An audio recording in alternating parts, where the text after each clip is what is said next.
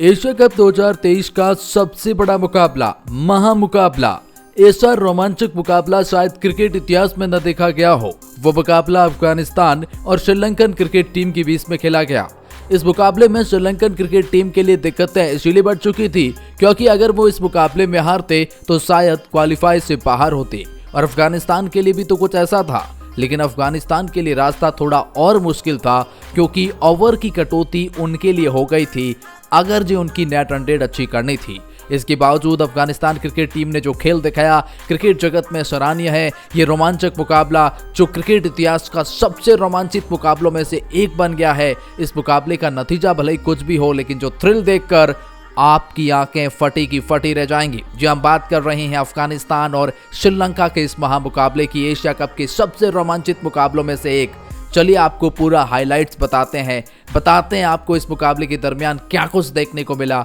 राशिद खान और बाकी तमाम खिलाड़ियों को उदास चेहरा देखना पड़ा, कैसे अफगानिस्तान की एक छोटी सी गलती उनके लिए भारी पड़ गई। चलिए बताते हैं आपको पूरा हाइलाइट्स इसे खास रिपोर्ट में। लेकिन आगे बढ़ने से पहले इंडियन फैंस वीडियो को लाइक करके अपना सपोर्ट दिखाएं और फाइनल में आपकी इन दो टीमों की भिड़ंत देखते हैं अब कमेंट सेक्शन में बताएं। खैर, हम आपको बताएंगे इस मुकाबले के बाद पॉइंट्स टेबल का क्या हाल है, कौन सी 4 टीमें सुपर 4 में चली गई हैं, लेकिन उससे पहले बताएंगे इस मुकाबले का पूरा हाइलाइट्स। चलिए जानते हैं इस मुकाबले में क्या कुछ देखने को मिला। दरअसल हम आपको बता दें कि श्रीलंकन क्रिकेट टीम को पहले बल्लेबाजी करने का मौका मिला। श्रीलंका की शुरुआत अच्छी, 63 रन पर पहला विकेट, 80 और 86 रन पर दूसरा और तीसरा विकेट अफगानिस्तान क्रिकेट टीम ने इनका चटकाया। शुरुआत के टॉप 3 खिलाड़ियों को देखें तो अच्छा खेले थे, लेकिन कुशल मेंडिस जो 92 रन पर रन आउट होते हैं, राशिद खान करते हैं। उसके बाद श्रीलंकन क्रिकेट टीम थोड़ी फंसती हुई नजर आई, लेकिन एंड ऑफ द एंड आखिरी के कुछ बॉलर्स ने अच्छी बैटिंग करके श्रीलंका को अच्छे पोजीशन पर लाकर खड़ा कर दिया। श्रीलंका ने जैसे तैसे 291 यानी 291 रन का लक्ष्य 8 विकेट के नुकसान पर खड़ा कर दिया। अब कहीं ना कहीं श्रीलंकन क्रिकेट टीम की बल्लेबाजी ठीक ठाक रही। अफगानिस्तान की बॉलिंग देखेंगे तो सर्वाधिक विकेट जो मिले थे वो गुलबादीन को मिले थे। राशिद खान की अच्छी बॉलिंग रही थी, मुजीबुर रहमान की अच्छी बॉलिंग रही थी, तो अच्छी ठीक ठाक बॉलिंग देखने को मिली। लेकिन अब वक्त आ गया था अफगानिस्तान की उस चेज का। अफगानिस्तान के लिए जरूरी नहीं था कि 292 रन बनाओ और क्वालिफाई कर जाओ।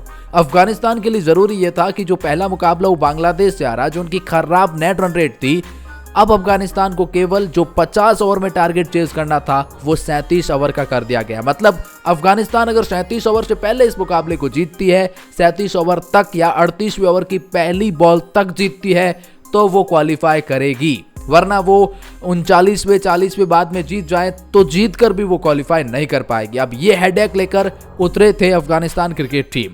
अब यहाँ पर अफगानिस्तान के लिए डिसअपॉइंटिंग बात तो ये रही कि 10 रन पर पहला, 27 रन पर दूसरा और 50 रन पर तीसरा विकेट गिर जाता है। मतलब अफगानिस्तान क्रिकेट टीम की उम्मीदें यहीं धराशायी हो गई। उन्हें तो 50 ओवर में स्कोर को डिफेंड चेज करना नहीं लग रहा था। लेकिन उसके बाद ना अफगानिस्तान क्रिकेट टीम के रहमत शाह एक छोर संभाल रहे थे। कहीं ना कहीं कुछ पार्टनरशिप देखने को मिली। 121 रन पर फिर जाकर चौथा विकेट गिर जाता है। लेकिन उसके बाद जो खिलाड़ी मैदान पर आता है उसने मानो अफगानिस्तान की सोच बदल दी। नाम मोहम्मद नबी था। मोहम्मद नबी आए थे तब कहीं ना कहीं 12 रन पर ओवर चाहिए थे अफगानिस्तान क्रिकेट टीम को। लगा कि मोहम्मद नबी कुछ विस्फोट करेंगे और किया भी। 32 बॉल पर 65 रन की पारी। ओडीआई फॉर्मेट को T20 बना दिया। 5 तो छक्के जड़ दिए और 6 चौके जड़ दिए। मोहम्मद नबी ने बहुत ही अच्छा खेल दिखाया जिसकी वजह से उनकी तारीफ हो रही है। और अब आखिरकार मोहम्मद नबी ने इस खेल को ऐसी पोजीशन पर लाकर खड़ा कर दिया कि वहां अफगानिस्तान इस मुकाबले को जीत सकती थी। 85 बॉल 131 रन, हालांकि बॉलें ज्यादा थी, लेकिन फिर कह रहा हूं 37वें ओवर तक ही वो गेम होना था अफगानिस्तान के लिए, इसलिए वो 85 बॉल 131 रन अफगानिस्तान को। उसके बाद अफगानिस्तान को झटका मोहम्मद नबी के रूप में मिलता है। वो 201 रन पर आउट हो जाते हैं। अब अफगानिस्तान क्रिकेट टीम को ज्यादा रनों की जरूरत नहीं थी, 92-93 रन की जरूरत थी। बॉलें भी उनके पास ऑलमोस्ट 60 के आसपास, 10 ओवर बाकी थे। फिर अच्छा खेल देखने को मिला करीम जन्नत का 13 बॉल पर 22 रन, नजामुद्दीन जर्दन का 15 बॉल पर 23 रन। लेकिन यहाँ एक बात समझ नहीं आती कि राशिद खान जैसे खिलाड़ी को इतना पीछे क्यों भेजा जाता है। 8वें पायदान पर 9th पोजीशन पर राशिद खान को भेजा गया, ये डिसअपॉइंटिंग रहा क्योंकि राशिद खान अच्छी बल्लेबाजी करते हैं। आईपीएल में कई बार उन्होंने ये दिखाया है और इस मुकाबले में भी अगर आप देख लें 16 बॉल पर 27 रन बनाए, एक छक्का लगाया, 4 चौके लगाए। अगर राशिद खान 1-2 ओवर पहले भी आ जाते तो शायद मुकाबला अफगानिस्तान जीत जाती, लेकिन उनसे पहले कुछ खिलाड़ियों को भेजा गया। ठीक ठाक प्रदर्शन किया, राशिद खान जैसा नहीं किया, ऑब्वियसली बात है क्योंकि वो अच्छे खिलाड़ी है। अब देखिए इस मुकाबले का थ्रिल देखिए, हम आपको बताते हैं कि किस तरह से ये रोमांचक मुकाबला रहा।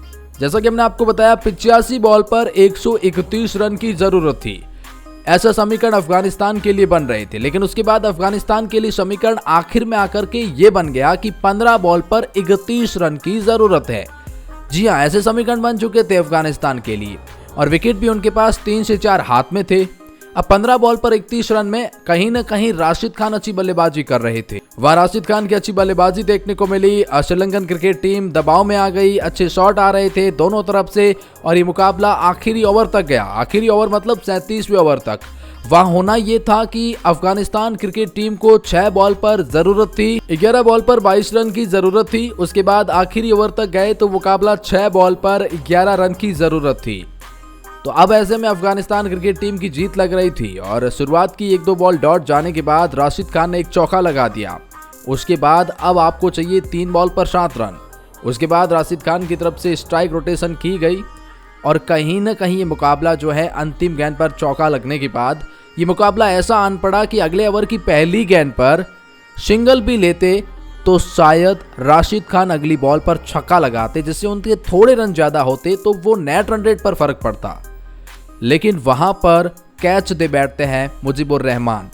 वहां से अफगानिस्तान मानो सहम गया क्योंकि अब जो नया बल्लेबाज आया था वो 11वें पायदान पर आया था।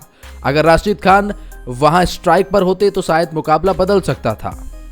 राशिद खान ने उसे एक ही ओवर पहले 2 चौके लगाए थे, जिसकी वजह से आपके 8 रन भी आए थे। अब एक गेंद पर 3 रन और उस पर अगर बल्लेबाज आउट हो जाता है तो फिर नए बल्लेबाज से आप छक्के चौके की उम्मीद नहीं करते, और वो भी 11वें पायदान की। और उसके बाद 3 बॉलें डॉट आई और अगली बॉल पर वो आउट हो गया और राशिद खान सामने खड़े देखते रह गए।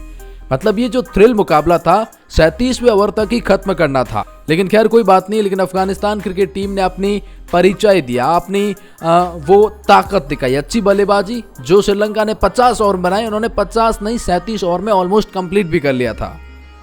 लेकिन किस्मत आज उनके साथ नहीं रही। चलिए इसके बाद में पॉइंट्स टेबल के हवाले को देखते हैं कि आखिर पॉइंट्स टेबल क्या रहा। अगर आप पॉइंट्स टेबल देखेंगे तो फिर श्रीलंकन क्रिकेट टीम 2 में से 2 मुकाबले जीत गई 4 पॉइंट के साथ में। इस ग्रुप बी में वो पहले पायदान पर हैं और बांग्लादेश क्रिकेट टीम दूसरे पायदान पर खत्म करती है।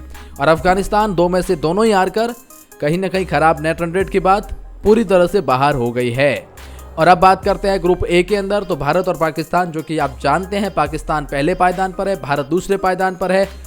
और इस पॉइंट्स टेबल में ये 2 टीमें होती है, मतलब टोटल 4 टीमें हैं, भारत, पाकिस्तान, श्रीलंका और बांग्लादेश। ये 4 टीमें क्वालिफाई कर चुकी है, नो डाउट।